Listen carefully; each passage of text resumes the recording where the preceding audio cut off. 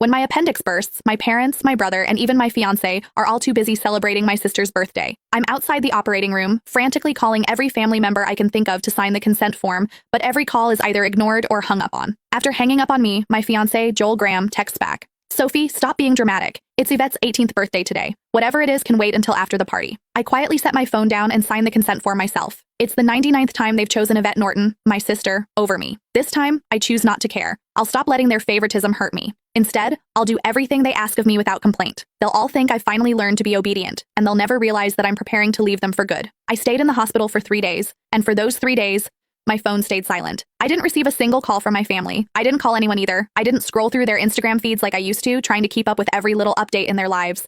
Instead, I just quietly rested in my hospital bed and dragged my weak body around for checkups and payments. Even on the day I was discharged, I didn't tell a soul.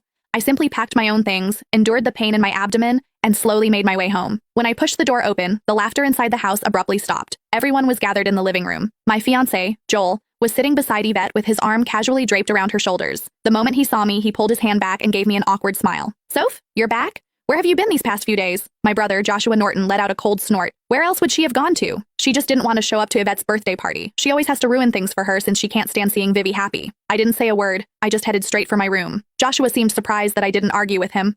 Normally, whenever he accused me of being selfish, I would break down in tears and desperately defend myself. But this time, I'd kept quiet. My mom rushed over to me with a glass of juice. Sophia, we were so busy with Vivi's birthday the other day that we missed your calls. Don't be mad at us, okay? She placed a glass of mango juice in my hand. Although my heart had long since stopped expecting anything, it still ached faintly. I was allergic to mangoes, but Yvette loved them. There was always mango-flavored food and drinks in the house because of that.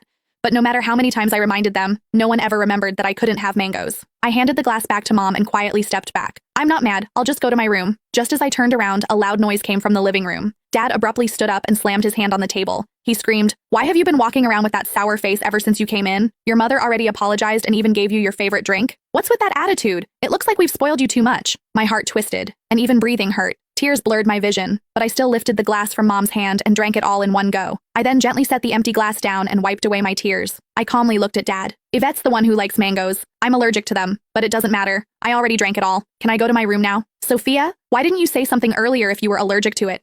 Who told you to drink it? You're so stubborn. Mom panicked and quickly patted my back. Dad looked embarrassed, but he still harshly replied, "You could have just explained yourself. You've always had that unlikable attitude. You're nothing like Vivi. She knows how to communicate." Yvette's voice drifted over from the couch. "Dad, don't say that about Sophia. You'll make her sad." She sounded gentle, but the smugness in her eyes was impossible to hide. Yvette had always used my dullness to highlight her perfection. No matter what it was, she loved comparing herself to me. She would only be satisfied when she got to trample me. I should have felt hurt, but